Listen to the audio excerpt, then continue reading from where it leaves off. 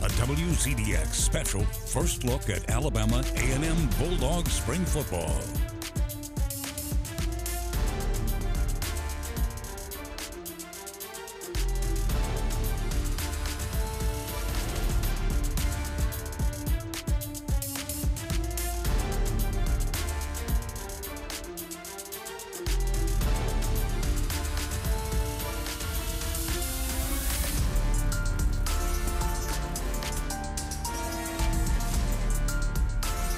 This is the Alabama A&M Spring Football Preview.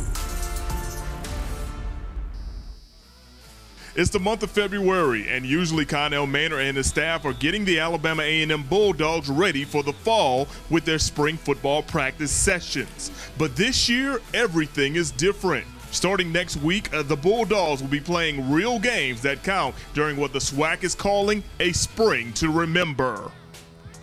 And hello everyone, I'm Mo Carter, and for the next 30 minutes, we'll provide you with an in-depth look at Alabama A&M as they prepare to make a run at a SWAC championship during their spring preview season. Now, of course, before we talk about the present and the future of the Bulldogs, got to take a journey back to the past to see how we got here. When the coronavirus made its way to the States 1 year ago, many of us thought it would only last a few months and then go away. Behind that theory, many expected that fall sports would remain intact, including those at the SWAC's front office. Recently, the SWAC and the SEC both announced that their preseason football media days are going virtual. We don't have a date yet for the SEC, but this afternoon we did find out about the SWAC. Commissioner Dr. Charles McClellan announced this afternoon that the conference will host its virtual media day for football starting on July the 22nd, and it will end on July the 24th. According to Dr. Mack, this was the best route to go. Yes, we will have a media day, and it will be virtual. It's going to follow the same format that we had last year. We'll be having hosts as we did last year. But as we got closer to the July date, COVID-19 accelerated and expanded and left many wondering if sports would continue. A tweet about the SWAC canceling football by veteran sports writer Brett McMurphy created a lot of buzz. His actions caused me to do my own research and confirm something totally different. Shortly after that, we got official word from the man in charge. Eventually, SWAC Commissioner Dr. Charles McClellan responded and cited that the tweet and information inside that tweet were both inaccurate and premature, and today we know why. Following a meeting that lasted about 90 minutes, Dr. Charles McClellan, the SWAC presidents, and athletic directors announced that they were postponing the fall sports season due to COVID-19, not canceling it. Now sports like cross country, volleyball, soccer, and football will be played in the spring. With all things considered, A&M football coach Connell Maynor likes the decision. It's just too dangerous right now, and I think it's in the best interest of everybody, and I think it was a good decision. You know, hopefully by January, this thing will be dialed down a whole lot more. We got a vaccine maybe, and we can really play some good football. 1 month later, the conference unveiled its spring 2021 schedule. Alabama A&M was supposed to kick things off yesterday, but due to some last-minute changes, they'll begin next week.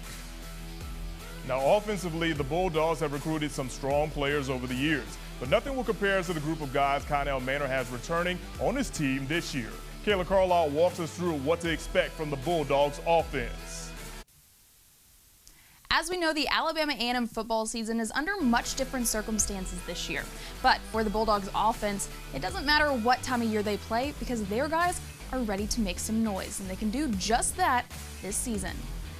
It's been over a year since we've seen the Bulldogs on the turf.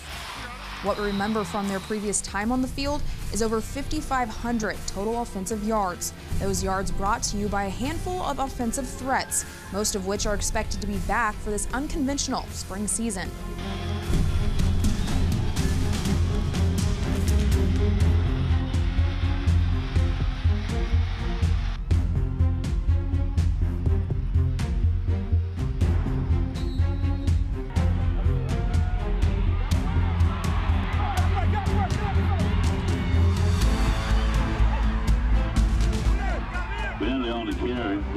But there is one player who is not returning. Running back Jordan Bentley made strides in his final season as a Bulldog, but now the team is on the search for their next handful of headliners, a handful that will be responsible for carrying the team's run game.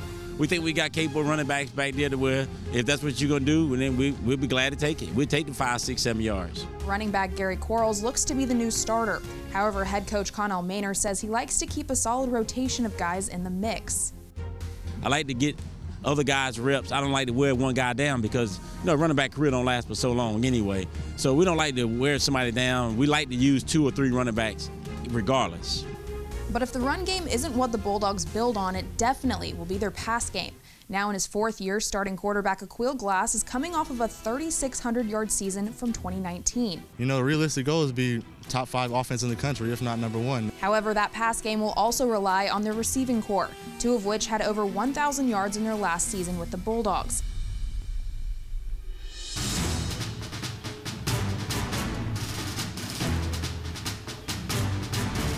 Zabrian Moore and Abdul Fatai Ibrahim both will make a return to the Bulldogs offense this season.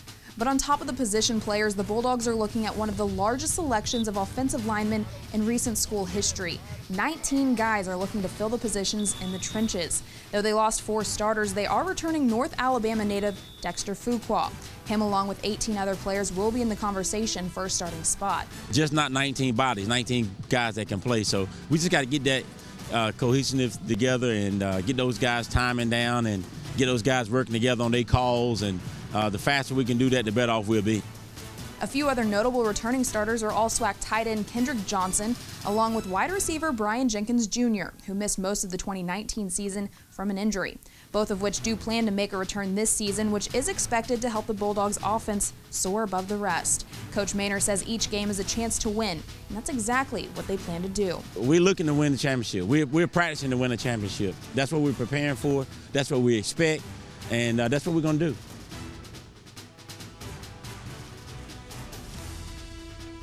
The leader of the Bulldogs offense will be their senior quarterback, Aquil Glass. The St. Louis native is coming off a record-breaking season, and now he's ready to lead his team to a title. We'll have more on him next on this preview special.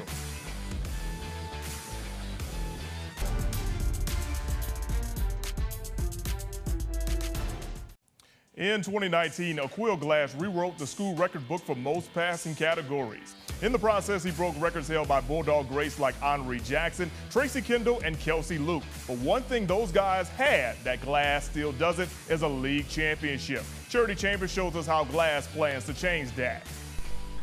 Before the break, we broke down Alabama A&M's offense, and a key component of that, of course, is quarterback Aquil Glass. The SWAC Preseason Offensive Player of the Year has already etched his name into the school's history books, and he still has the season ahead. Needless to say, he's not done yet. He's one of the best, if not the best in the conference. Watching all the colleges play in the fall, just put a different type of drive in. We're looking to turn the corner this year.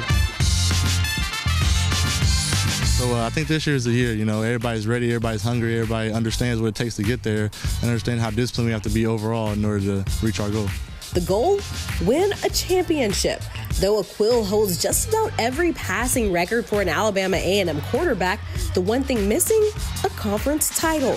That's been my ultimate goal. I write down my goals every year, and that's at the top of them. So I think that'll be great. That's the things that's always eluded me, and I feel like that would just top off my career. We're always looking to win our next football game, but we have championship aspirations, and so we're looking to win the championship. We're practicing to win a championship. That's what we're preparing for. That's what we expect, and that's what we're going to do. The impact Aquil has when he's on the field is undeniable, but you don't need me to tell you that. You can hear it from players and coaches who compete against him every day. Every day number 4 comes out in practice, it's really, truly another opportunity for us to get better. I'm not saying there are not other good quarterbacks. He's one of the best, if not the best in the conference. And just a chance to compete against him, it's a good measuring stick to how close we are in terms of a chance of being successful or how far away we are. Like defensive coordinator Granville Eastman said, Aquil ultimately makes this Alabama A&M team better day in and day out on both sides of the ball. Head coach Connell Maynor says this year could be a special one. I just look for his leadership on and off the football field, him to continue to get us in and out of bad plays. We don't have a lot of those opportunities, but when we do have a couple of those opportunities, we like for him to make the right checks and make the right reads, which he's been doing. On top of Aquil etching his name into the school's history books last season, he also led the signal callers in the SWAC in a number of categories, including completions, total number of yards, and yards per game. With several offensive weapons returning this season, Aquil says they're destined to have one of the best offenses in the country. So I think that, the realistic goal is to be top 5 offense in the country, if not number 1. That's what we're shooting for, and I think we're going to get that. As you can see, this Alabama A&M offense is going to be an exciting one to watch this season, and hopefully in the end, they will achieve their goal of winning a SWAC title. Now, of course, Glass will be a major component in the Bulldogs offense this season. But for the defense, it's a different story. Kayla Carlisle breaks down this year's Alabama A&M defensive unit. The Bulldogs defense seemed to be their weakest point last season. But to be fair, their defensive coordinator, Granville Eastman, was only in his first season with the team. Now he's finding his groove, and he's excited to show that he can coach these guys to a championship. The last time we saw the Bulldogs defense, there were some problems. I didn't think we communicated very well last year, and that led to some breakdowns and some things that happened. So we're really hammering that every day. But those problems are being addressed. This season, Bulldog fans can expect to see their defense explode just as much as the offense. They'll come back with some vigor, some oomph in terms of getting on the field and getting better. And we go at 5:30 in the morning, so to have many guys show up for check-in and COVID screening and all that early and be ready to go, it's been a very positive thing. It shows how much they want to be out here. Specifically, this defense is looking to improve on third down. Coach Maynor has made it clear that he wants his offense on the field as much as possible, and that won't be possible if the defense doesn't shape up. The more times we give them the ball, more chance we have to score. And, we've got to be better red zone, like I said, getting off the field. So those are a major emphasis. Too many explosive plays last year, so we're trying to tighten that up as well. And if we accomplish those things, we'll have a great chance of success. Luckily, the guys are able to go up against one of the top-ranked offenses in the SWAC every day at practice, which is exactly what Coach Eastman is looking for in improving his squad. If we can do this versus our offense and the potent, explosive players they have, then we're going to be just fine. It's a good measuring stick to how close we are in terms of chance of being success or how far away we are. The Bulldogs are looking at well over 30 returners on defense this season. Redshirt senior linebacker Armani Holloway is one that coaches are looking to make a leader this season. Last year, Holloway ranked nationally in total tackles, ending the year with 114. He's doing a tremendous job. You can tell guys follow him. He's a young man that we expect to have a lot of success for us. Will help our defense. Marcus Cushing is I feel, an all-conference type performer. And I think if he can become a vocal leader as well, we will grow, as the season goes on. Cushney has been an important part of the A&M defense as well since his freshman season, where he played in 11 games, recording multiple sacks and other tackles as just a true freshman. The first challenge for the defensive guys this season will be against Mississippi Valley State. The last time they played, the Bulldogs defense held the Delta Devils to just 2 touchdowns. This year's goal is to take that even further. It's been real exciting. We got some young talent that has caught our eyes and done some nice things. We have some vets who obviously they're growing up and they're developing. So very pleased with the way everything's going so far. And it's an unknown season, but we're going to prepare like we're getting ready to play a game. And then when we get told, we'll just move on to the next situation. All right, everyone, coming up next, we'll speak with a well-known sports analyst about the SWAC's 2021 season, and he'll give us a bold prediction on who will play for the SWAC title in May. We'll be joined by Dr. Kenyatta Cavill of the HBCU Sports Lab coming up next.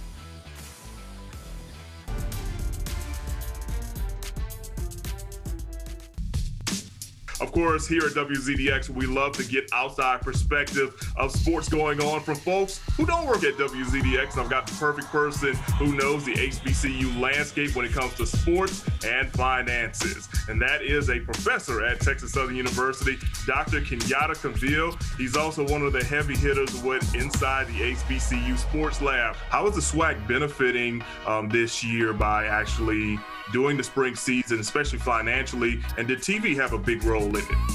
Ultimately, the bottom line, when you get into the television component, as you talked about, it became a benefit as Charles, the commissioner of the conference, went back to ESPN and looked at renegotiating that deal. It took a while, but you see from what happened now in the spring that they were able to get that done. This is also a second contract in terms of the extension of the Celebration Bowl, which is near completion, is my understanding.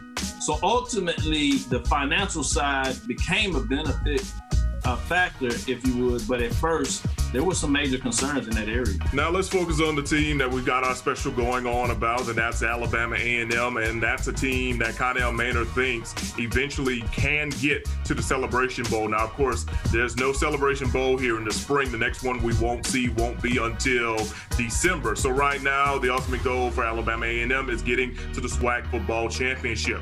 Coach Maynor is actually a guy you've known about since he was a player many, many years ago. What are your thoughts about what he's been able to do here on the Hill here in Huntsville, Alabama, with this program now entering his third full season? You can certainly see that he's building. He is building a championship level team. And if anybody knows about his background, you understand that he is a champion. Literally, when he played at North Carolina A&T, he was a champion, two-time MEAC Offensive Player of the Year in terms of that. So he's translated that in terms of what he's done as a coach. He's won at the CIAA level, obviously went to the championship, the NCAA championship when he was coaching at Winston-Salem State, went to the semifinals and backed that up and went to the championship. Couldn't quite get it done. But in terms of the Bulldogs, this is essentially what I see as a championship level team.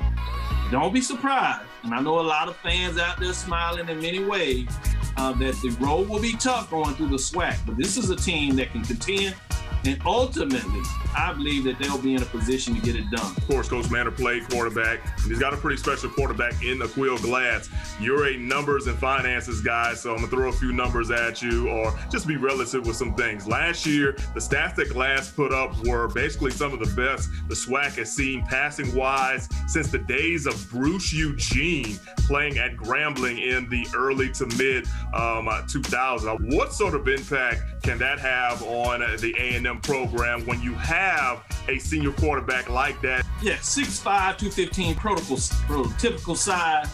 As you said, 3,600 yards. 32 touchdowns, and that nature, that lets you know. And really, now you're talking about having him as a senior. This is after the fall. So this is a mature quarterback in so many different ways. And you just gave me that big update, and I was wondering, would he come back? Because he is a pro prospect. And the fact that he is playing in the spring puts him at the front of the class. The fact that he comes back in the fall makes it even more enjoyable for Coach Maynor and the rest of the Bulldogs, including my wife, that is alumni, I should say, of Alabama A&M. And I told her, yeah, get your season tickets. I see you smiling over it because they will be done. And that lets you know how much I feel about the Bulldogs in regards to that. And they had a championship level quarterback. They were right on the cusp. You know, a play here and there last year, they would have been that playing for a SWAC championship, which means they had every intention to be right there in Atlanta. It didn't work out, but you know that has motivated you more than anybody. Have been in the trenches and seeing behind the scenes in so many different ways. This team is working out harder than ever. They're right on the cusp of, getting that championship. So I'm excited about what the Alabama A&M Bulldogs bring to the table this year in terms of the spring football and just as much in terms of what will happen in fall of 2021. Let's get a prediction on what Alabama A&M can do in the spring 2021 season. And then after that, I'd love to get your overall SWAC prediction and love to know who's going to be playing and hosting the SWAC championship in the month of May. I give the edge to Alabama A&M, particularly in the Eastern Division. I think the Western Division will fight each other out, and I think it'll be a tough matchup. Look out in terms of Southern and Prairie View. I'm going to be a little biased up front, and I'm going to say the edge to surprise everybody is going to be Prairie View A&M. But the problem is, Prairie View will have to travel to Huntsville, Alabama, because on the east side, I believe that it will be the Alabama A&M Bulldogs winning the East, but having a better record than Prairie View overall, meaning they will host the SWAC championship game this spring.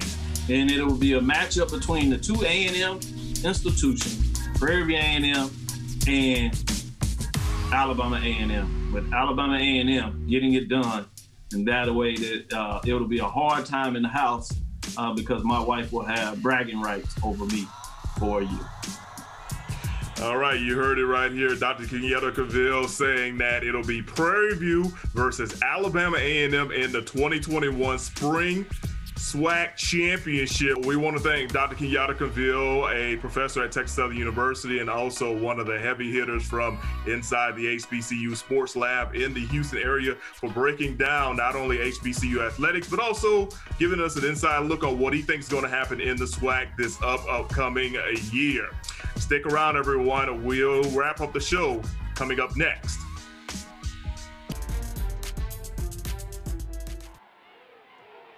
Welcome back. Thanks to an opt-out by Alcorn State, Alabama A&M is technically 1-0 on the season. Connell Maynor and the Bulldogs will see their first action on the field next Saturday when they travel to Mississippi Valley State. The Bulldogs scored a 30-13 victory in their last meeting. After a week off, the Bulldogs will travel to Prairie View A&M to face Coach Eric Dooley and his Panthers. It could be a high-scoring affair as both teams have two high-powered offenses. The following week, Alabama A&M's lone home game of the spring season will take place against Grambling State. Coach Bobs and the G-Men handed Coach Maynor's team a mid-season loss last year, and A&M would love nothing more than to return the favor on the Hill. The Bulldogs will enjoy another week off for the Easter weekend. They'll return to action on April 10th as they'll face Jackson State. For the first time ever, we'll have Maynor time against prime time as the Tigers are led by Pro Football Hall of Famer Deion Sanders. The regular season for Alabama A&M wraps up in Birmingham with the spring version of the Magic City Classic on April 17th. The Bulldogs will battle it out against arch-rival Alabama State. Coach Maynor has never lost to the Hornets and he's looking to improve his mark to 3-0. The big crowd of more than 60,000 plus won't be on hand this season, though. According to game officials, about 16,000 will be on hand. The 79th edition of the Classic will be played at night for the first time in recent history. Hopefully a win for the Bulldogs will clinch an East title for Maynor's team and send them to the SWAC championship game. And we want to thank you for joining us on this preview show of the Alabama A&M football team as they get ready for the spring 2021 SWAC football season. The Bulldogs kick off things next week when they travel to Mississippi Valley State. Don't forget to check out the Alabama A&M football review show starting next Sunday at 10:30 p.m. with Coach Connell Maynor, and it airs right here on WZDX. For Charity and Kayla and the rest of the Alabama A&M crew, I'm Mo Carter. Have a great night, a great week, and we'll see you at the games. Thanks for watching the Alabama A&M Spring Football Preview, a WZDX Sports Special.